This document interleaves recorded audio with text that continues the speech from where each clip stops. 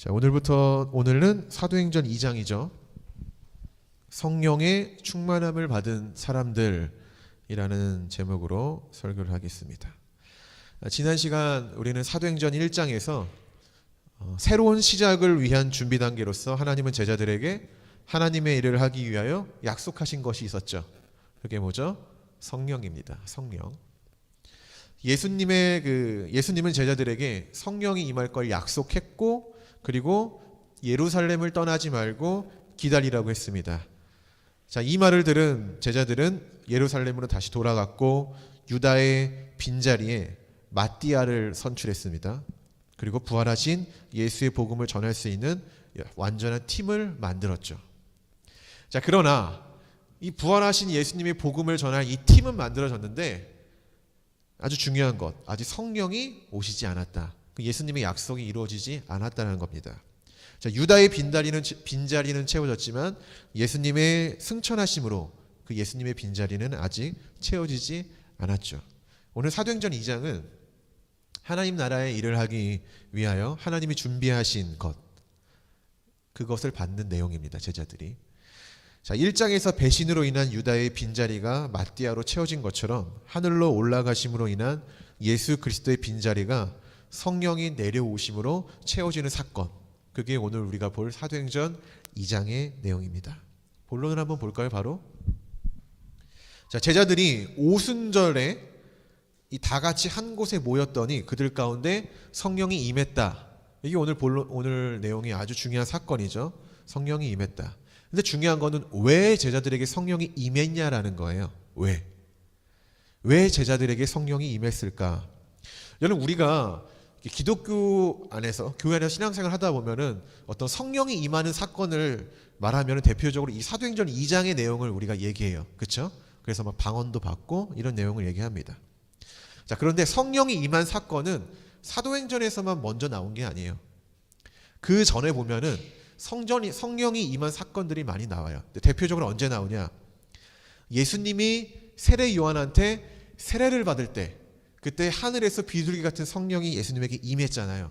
자, 이게 대표적으로 먼저 나오는데, 그 후에 예수님은 성령이 임한 후에 3년의 기간 동안 하나님 나라의 그 일을 하기 위한 사역을 하죠. 3년 동안. 자, 이처럼 오늘 제자들에게도 성령이 임해요. 근데 왜 임했을까? 그 이유는 예수님에게 성령이 내려왔을 때 예수님이 성령을 받고 하나님의 일을 시작했던 것처럼 그때와 동일한 성령이 제자들에게 지금 임한 이유는 예수님처럼 하나님 나라의 일을 이제 시작할 수 있다는 하나의 신호탄과 같은 거라는 거죠. 그것 때문에 성령이 임한 겁니다. 자, 1절을 한번 읽어볼까요? 오늘 본문의 1절. 자, 시작. 오순절 날이 이미 이름에 그들이 다 같이 한 곳에 모였더니. 자, 성경은 이 성령이 임한 날을 언제라고 말하고 있습니까? 오순절. 자, 오순절이라고 하고 있어요. 근데 여러분, 오순절이 뭔지 아십니까? 오순절. 간단한 설명을 해드릴게요. 오순절에는 좀 많은 의미가 있어요. 자, 이게 뭐냐면 유대인들 사이에서는 오순절이 7.7절이라고도 불려요. 자, 이게 어떻게 계산이 되냐면은 우리가 유월절을 지내잖아요. 유대인들이. 그 유월절을 지내고 첫 번째 일요일부터 50번째 되는 날, 그게 바로 오순절이라고 부르는 거예요. 자, 그런데 민수기나 출애굽기에 의하면은 이 날에 뭘 했냐? 이런 내용이 있어요. 그 밀수학의 첫 열매를 드렸다라고 해요. 자, 밀수학의 첫 열매를 드렸다. 자, 또 이제 유대교가 하나의 무리가 아니에요. 여러분, 유대교가 여러 가지 분파가 있잖아요. 근데 이 몇몇 분파들은 이 오순절은 시내산에서 그 율법을 받은 날, 모세가 시내산에서 율법을 받은 날로 계산을 해서 그 의미를 가지고 지키기도 했어요. 여러 가지 의미가 있다라는 거예요. 일관된 의미가 아니라 굉장히 중복된 그런 의미가 있다라는 겁니다. 그리고 참고로 율법이라는 것은 이 이스라엘 백성들의 삶의 지침서와 같은 거죠. 자, 유대인들에게 오순절은 이런 여러 가지 의미가 있는데, 그래서 학자들은 이 첫 수확의 열매를 하나님께 드린 날이 오순절이라는 것을 대입해서 오순절에 성령이 임한 것은 하나님의 제자들을 통해 풍성한 수확을 얻을 거다, 뭐 이런 의미를 갖고 있다라고 얘기하고요.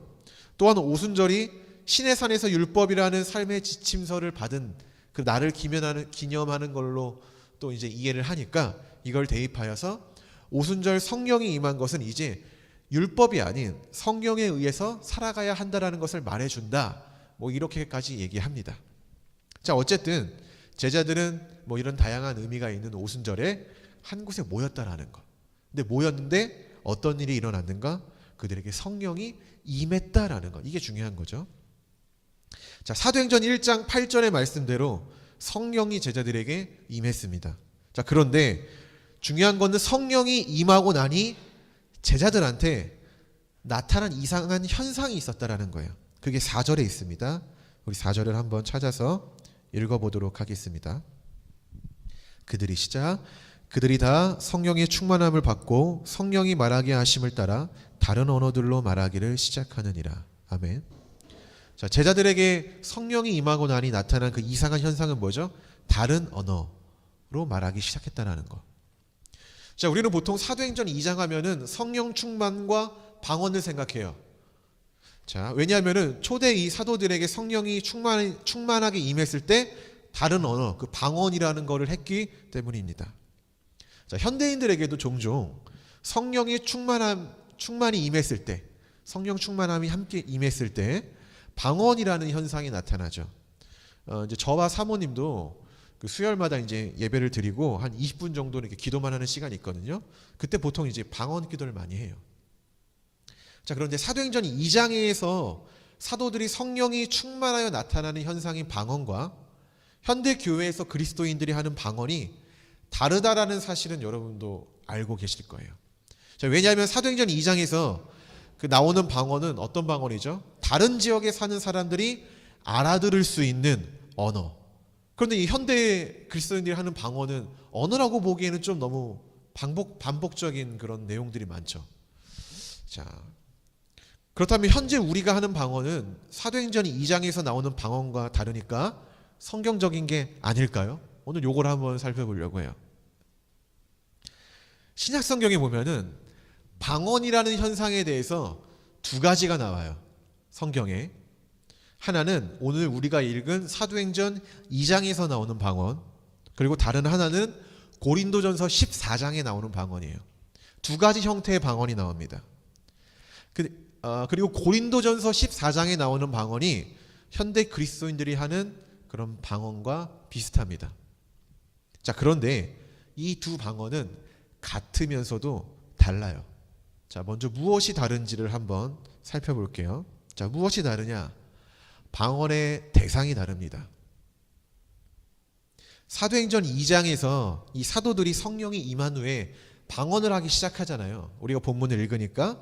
근데 이 방언의 대상이 누구냐면은 사람이었어요. 사람들한테 방언을 해요. 사도행전 2장에서는 다른 지역에서 온 사람들한테 방언을 합니다. 자, 그러나 현대 그리스도인들이 행하는 고린도전서 14장에서 나오는 그 방언의 대상은 누굽니까? 하나님이죠. 자, 고린도전서 14장 2절을 한번 찾아볼까요? 고린도전서 14장 2절입니다.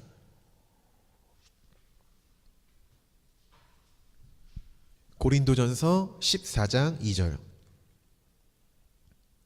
찾았으면 함께 읽어보겠습니다. 방언을 말하는 자는 사람에게 하지 아니하고 하나님께 하나니 이는 알아듣는 자가 없고 영으로 비밀을 말함이라. 저기 말하고 있죠. 사도행전에 나온 방언은 분명히 사람한테 했거든요. 근데 고린도전서에서 나오는 방언은 사람한테 하는 게 아니라 하나님께 하는 거다라고 얘기를 해요. 그러니까 이 두 방언이 다르다라는 거죠. 자, 두 번째 또 뭐가 다르냐면은 통역의 유무가 달라요.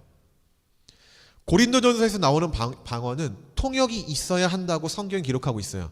14장 27절에. 근데 이 사도행전에 나오는 방언의 특성은 어때요? 중간에 이 통역이 없어도 사람들이 다 알아듣는다라는 거예요. 오늘 본문 8절을 한번 읽어보도록 하겠습니다. 본문 8절이에요. 사도행전 2장 8절 시작. 우리 각 사람이 난 곳 방언으로 듣게 되는 것이 어찌 됨이냐. 아멘. 자, 분명히 말하고 있죠. 사도행전 2장의 방언은 통역이 없이 바로 즉각적으로 알아듣는다라는 거. 자, 이런 점을 보아 사도행전에 기록된 방언과 현대인들이 하는 고린도전서에 나타나는 방언은 확실히 달라요. 확실히 다릅니다. 자, 그러면 문제는 이거죠. 사도행전에 나오는 방언처럼 통역이 필요 없고 다른 나라의 언어로 하는 방언은 진짜고 고린도전서에 나오는 방언은 가짜인 것일까? 자, 이런 의문을 한번 우리가 생각해 볼 수 있겠죠. 근데 어떤 이들은 실제로 사도행전에 나오는 방언이 진짜고 고린도전서에서 나오는 그런 방언, 지금 현대 그리스도인들이 기도할 때 사용하는 그런 방언의 형태는 가짜다라고 얘기해요. 자, 그런데 고린도전서에서 사도 바울은 방언을 하지 말라라고 하지 않아요. 자, 뭐라고 말을 하면은 오히려 방언으로 기도하는 것을 바라고 방언은 성령으로 비밀을 말하는 것이다라고 사도 바울이 증언하고 있어요. 이 말은 뭐죠? 사도 바울이 고린도전서에서 나오는 방언을 성령의 은사로 인정했다라는 거예요. 자, 이게 같은 거예요. 사도행전 2장과 고린도서 14장에 나오는 방언은 다르지만은 같은 게 뭐냐면은 성령이 주셨다라는 거. 그게 같은 거예요. 성경은 다른 언어로 하는 방언과 현대인이 기도할 때 사용하는 방언 둘 다 인정한다라는 거예요. 자, 그러면 왜 특이하게도 사도행전에서 성령이 충만했을 때 제자들을 통해 나타난 방언은 고린도전서와 다르게 통역이 필요 없이 사람이 바로 알아들을 수 있는 특별한 방언이었을까? 오늘 우리가 사도행전을 살펴보기 때문에 이 사도행전에 나타나는 방언에 대해서 조금 더 살펴보도록 하겠습니다.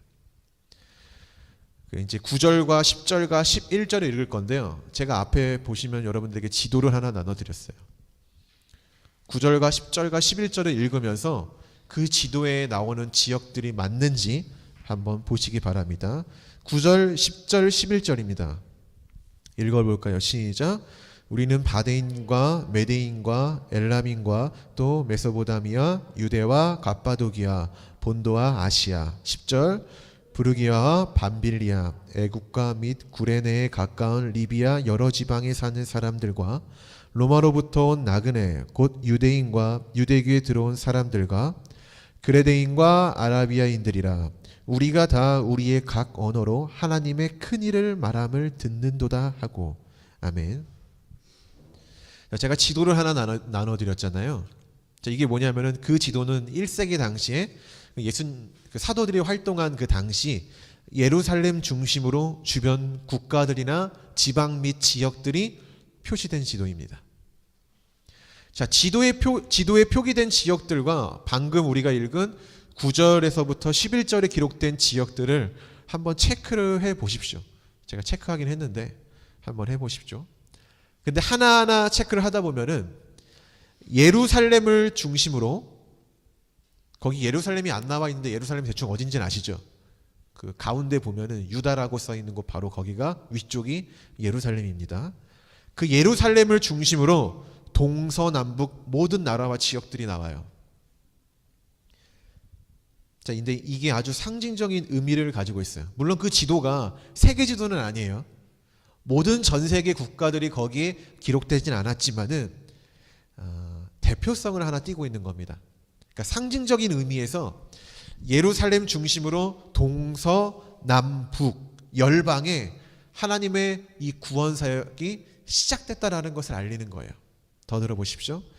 사도행전 2장에 나타난 성령 충만으로 인한 이 방언, 세계 각국의 사람들이 다 알아듣지 않습니까?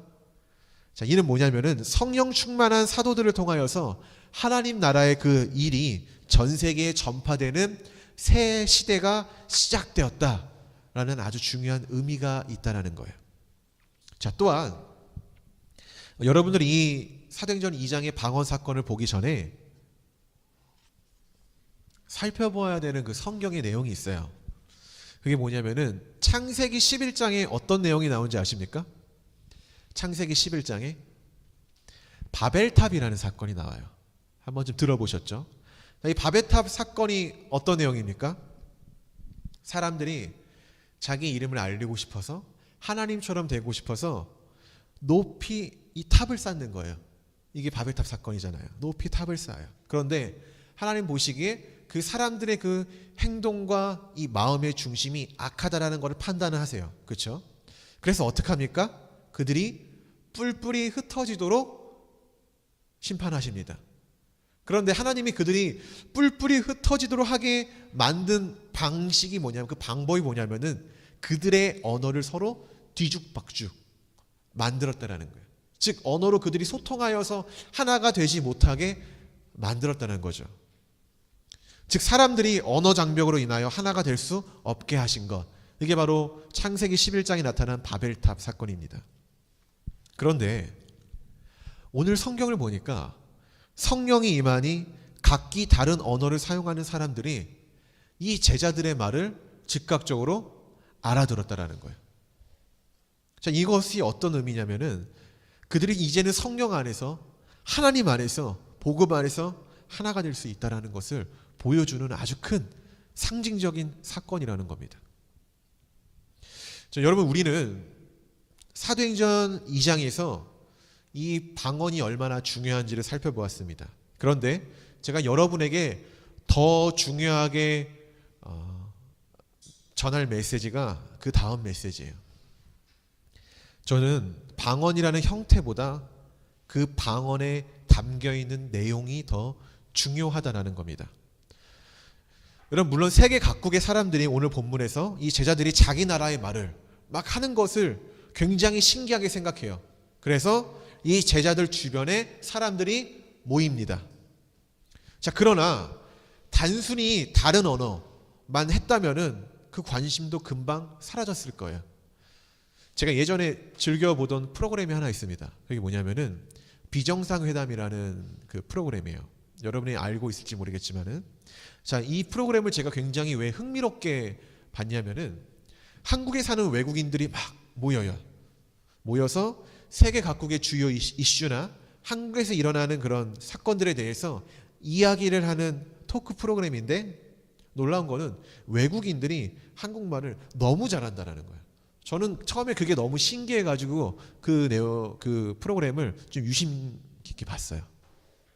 자, 그런데 더 흥미로운 게 뭐였냐면은 피부나 눈동자 색이 이 다른 외국인들이 이 한국어라는 내용으로 이렇게 언어로 말하는 그 내용을 들으면요, 굉장히 수준이 높고 이 말의 내용이 굉장히 스마트하다라는 거예요.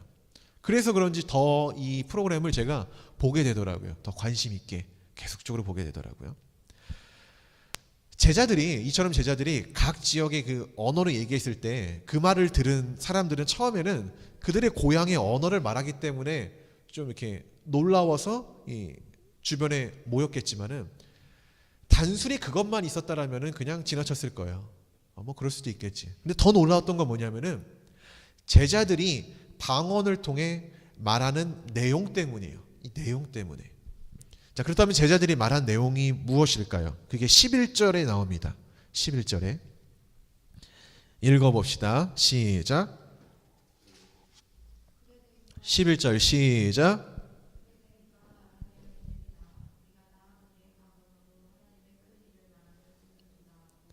자, 이들이 방언의 내용에 담긴 게 뭐죠? 하나님의 큰일, 하나님의 큰일. 여러분, 세계 각국에서 온 사람들이 성령이 충만한 사도들이 말하는 하나님의 큰일을 들었다는 거예요. 저는 이것이 성령이 임한 사람의 아주 큰 특징이라고 봅니다. 어떠한 사람의 언어 속에 담겨있는 내용을 들으면요, 그 사람이 어떤 생각을 하는지, 어떤 마음을 품고 있는지를 대략적으로 알 수 있어요. 신앙인도 똑같아요. 그 사람이 어떤 언어를 사용하느냐, 그 언어에 담긴 내용을 들으면 이 사람이 성령이 충만한 사람인지 아닌지를 우리는 알 수 있습니다. 여러분, 예수 믿는 사람이지만 하나님에 대해서 말 한마디 안 하는 사람 많아요. 예수 믿는 사람이지만은 하나님 나라의 일에 대해서 관심이 없는 사람이 많다라는 거예요.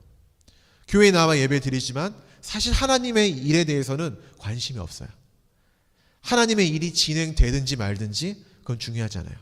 그런 사람들에게 뭐가 중요한지 아세요? 내가 은혜 받는 거, 내 기도에 응답받는 거, 그로 인하여서 내 삶이 샬롬해지고 편안하게 나아가는 것, 이게 중요하죠. 예수를 믿는다고 하면서 하나님 나라 일에 전혀 관심이 없다는 것은 여러분, 성령이 충만하지 못한, 성령이 임하지 않은 거예요. 성령이 임하여 충만한 사람들은 이 하나님의 일을 전하기도 하고요, 그 하나님의 큰 일에 대해서 관심이 많죠. 하나님의 큰 일을 위해서 꿈을 꾸며 살아가기도 하고요. 하나님이 어떤 일을 행하실지를 굉장히 기대하고 살아가는 사람들이죠.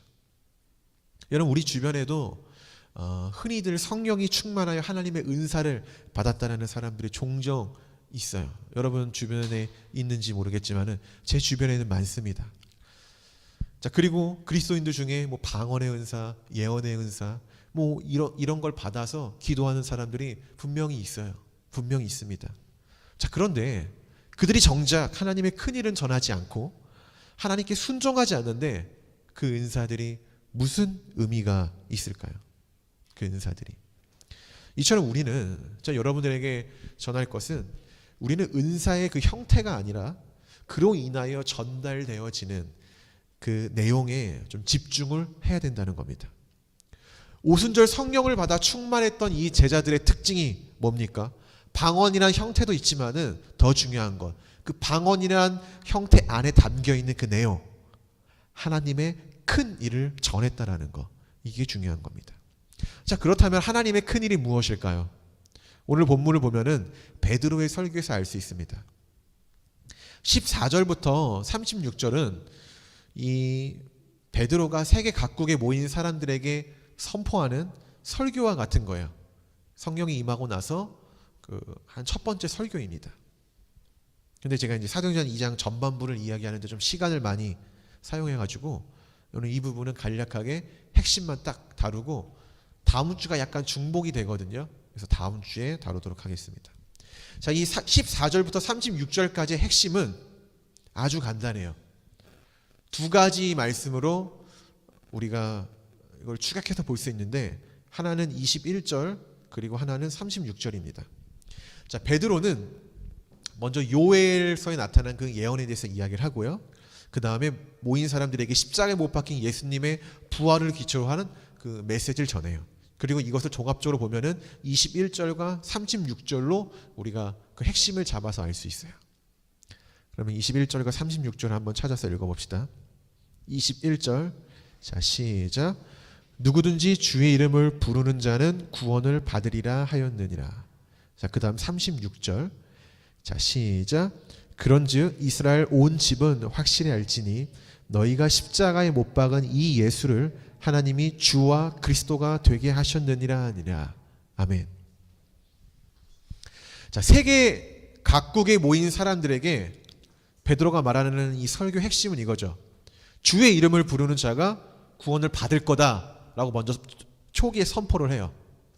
그 다음에 설교의 마지막 부분인 36절에 이렇게 말합니다. 구원을 받을 때 불러야 되는 그 주의 이름이 누구냐?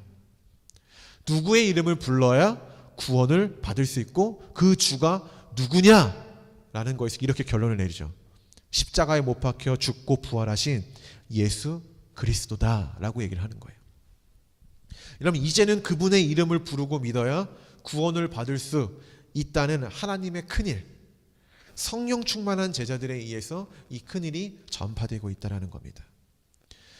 오직 성령이 너에게 임하시면 너희가 권능을 받고 예루살렘과 온 유대와 사마리아와 땅끝까지 이르러 내 증인이 되리라라고 하셨던 그 사도행전 1장의 말씀처럼 성령이 임하여 권능을 받은 제자들이 지금 예루살렘에서 예수 그리스도를 증언하고 있는 거죠. 사도행전 1장 8절이 이루어지기 시작한 거죠. 자, 그리고 성령 충만한 베드로와 제자들이 성령의 권능을 받아 예수 그리스도를 증언하고 있는 장소가 여러분 어딘지 아십니까? 예루살렘 중 어딜까요? 예루살렘 중. 많은 성경 전문가들이 오늘 베드로의 설교가 어디서 전해졌는가에 대해서 이렇게 얘기해요. 예루살렘의 중심인 성전에서. 왜냐하면은 오순절이라는 이 명절에, 유대인의 명절에 이 많은 사람들이 모일 수 있는 공간은 성전밖에 없기 때문이죠. 그리고 이 베드로 설교의 결론이 뭐냐면은 3,000명이 세례를 받고 회개하고 주 예수를 믿게 되는 거죠. 그렇게 수많은 사람들이 모일 수 있는 곳은 성전밖에 없다라는 겁니다. 성령이 임하니 예루살렘의 중심부에서 하나님의 큰일인 예수 그리스도의 십자가와 부활의 복음이 전파되기 시작됐다라는 겁니다. 말씀에 이제 결론을 맺겠습니다. 여러분, 성령이 임하여 충만하다는 게 뭘까요? 그것이 무엇입니까? 그리고 우리는 성령이 충만한 사람, 성령이 임하여 충만한 사람을 어떻게 알 수 있을까요? 여러분, 삶의 형태가 아닌 삶의 내용을 보면은 그 사람을 알 수 있듯이 그리스도인도 삶의 형태가 아니라 그 사람의 신앙의 내용을 보면 알 수 있습니다.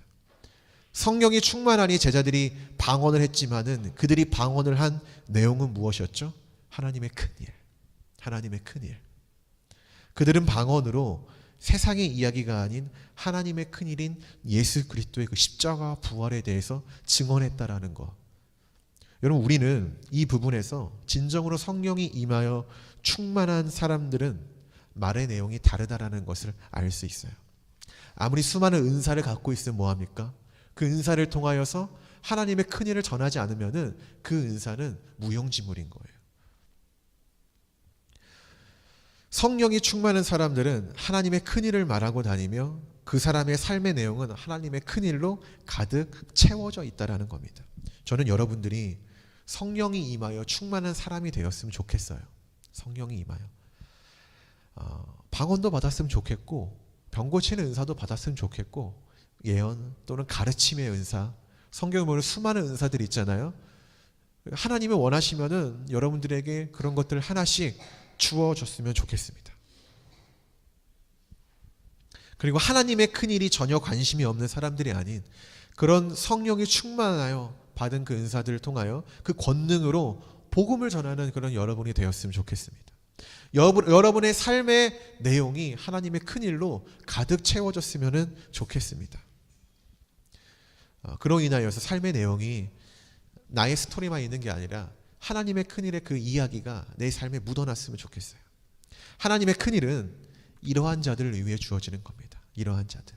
복음은 성령이 충만한 자들을 통해 우리 주변의 세계 각국으로 전파되는 거고요. 또한 이 복음 안의 새 교회를 통해서 이 복음 안의 새 교회가 사도행전 2장에 나왔던 것처럼 성령이 충만하여 하나님의 큰 일을 하는 교회가 되기를 주의 이름으로 간절히 축원합니다. 아멘. 기도하겠습니다.